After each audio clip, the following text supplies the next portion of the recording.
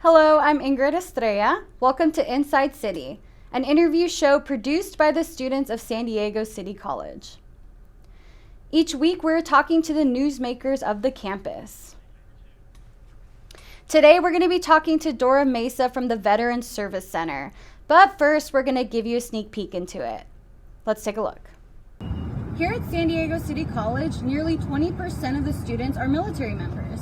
That includes veterans, active duty, dependents, and spouses.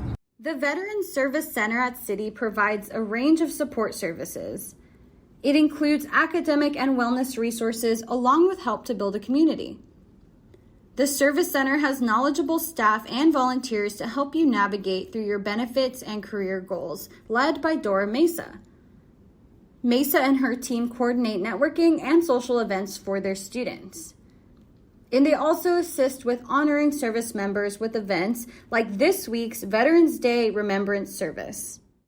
Currently, the Service Center is physically closed due to the COVID pandemic, but you can still attend virtual events and they still offer services remotely. The plan is to open physically for the spring semester. With CTTV, I'm Ingrid Estrella. Hi, Dora. We're very excited to be speaking with you today. So first question, what are some of the higher education benefits veterans can receive that they may not be aware of? Many veterans are not aware that as part of their service, they're eligible for educational benefits that would cover the tuition costs, book stipends, and it affords them a monthly housing allowance, depending on the number of units. As you know, our veteran students, they finish their contract. Some do retire, some just finish their contract, and there is an opportunity for them to receive training in the form of a vocational program or academically to earn an associate's, bachelor's, or master's degree program through those educational benefits. That's great. All right. And it's amazing that not only those who serve get these benefits, but their families as well. How often do students who are spouses or dependents reach out to your office? They reach out to our office daily. Some students reach out to us because they're spouses or dependents of individuals who are active duty. These individuals are entitled to a in-state tuition reclassification, which dramatically changes how much tuition they would be charged, as long as their service member is active duty stationed in the state of California. They could go from being charged over $300 per unit to $46 per unit like a resident. Wow. They are great. Also entitled to some of these educational benefits like dependent benefits. Okay, great. And one of the services you offer veterans is training for post-military careers. Can you give us some insight as to what sorts of skills that are being taught in that regard? We have a variety. Many of our veteran students do vocational, like we have HVAC. We have a lot of students who do computer information technology, but we also have those students who are looking at the actual degree programs. Business programs are in high demand for our veterans, especially the ones that are looking to transfer to the universities. We also have engineering as a high demand to our veterans. Many of them are looking to pursue the transfer requirements to earn their bachelor's degrees and master's. Okay, that's great. The pandemic must have created issues for veterans wanting to enter the workforce. Did you see a spike in interest at the Veterans Service Center? We saw a spike in students not sure how their benefits would be affected due to the closures. As you know, most of the students, they get rated as an in-person class, which means you physically go to a class, or they get a rate of remote online rate, which is half of the housing allowance. So if you imagine you have a student could potentially be getting $2,600 a month versus $1,300 a month. That's a huge difference to a student for housing. Thanks to the efforts from the various schools, the VA did create exemptions for them, which during this pandemic, if a student enrolled in a class that traditionally would have been held in person, I'll give you an example of that, would be like an English 101 class, then we were able to code these classes and these students received the in-person rate during this closure that was beyond their control. Okay. And for members of the military who believe it will be difficult to go to college, has the Veteran Service Center made this process easier for them, especially since everything has moved online? We've definitely had our bumps on the road in connecting with our veterans, but we have our commitment to work with them and explain the process and sometimes help them navigate through it. Most of the forms are submitted online, and that can pose a challenge to individuals who may not have the resources. There was a time where even public libraries were closed and a student didn't have access to that. But thanks to the efforts of the college, they were giving out laptops. They were trying to, we were doing Zoom meetings. Me personally, I was doing Zoom meetings with students on the weekends. Sometimes I've had to do Zoom meetings with students at some odd hours simply because they're in a different time zone. But, we were communicating back and forth via email, and it became very frustrating for them. So once in a while, not all the time, I will do something a little odd just so we can make sure the students know they're going to be supported. Mm-hmm. Thank you, Dora. That's a lot of great information. And don't go anywhere yet, because we'll be back after the break.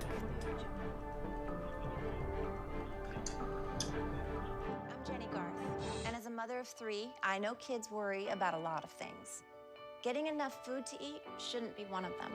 But here in America, that is a real worry for 1 in 5 children. This is unacceptable, and something Feeding America is working to solve. Through a nationwide network of food banks, Feeding America serves virtually every community in the United States, including yours. See how you can help your community. Visit feedingamerica.org. Together, we can solve hunger. Together, we're Feeding America. Queen is just my everything. His smile did it. His smile, his eyes, his knowledge. My landlord, he decided that he wanted me to move based on the fact that I was transgender.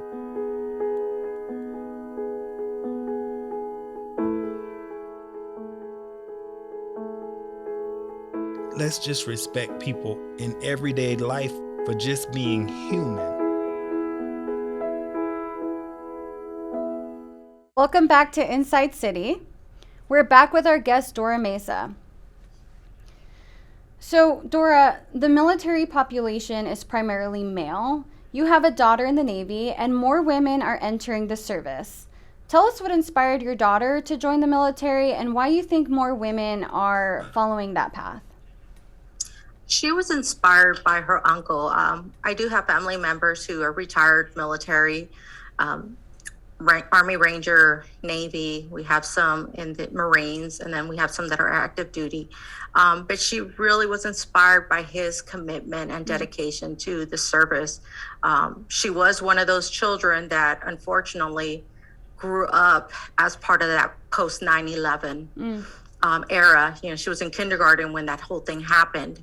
And I think that does make an impact on children. Me personally, I was very surprised when she gave me the news that she was enlisting in the Navy. But at the same token, I understood that as a parent, I had to put aside my fears and support her. Mm-hmm. Great. And multiple studies tell us that mental illness is prevalent in the veteran community, particularly post-traumatic stress disorder. Do you find this is true with the veterans on campus, and what resources are available to them? There's definitely a lot of challenges. I've been fortunate that I've taken it upon myself to get to know as many of the veterans as I could so that I could understand their needs, to advocate for those needs.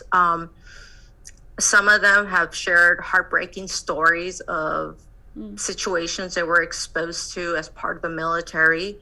Others became aware of mental illnesses.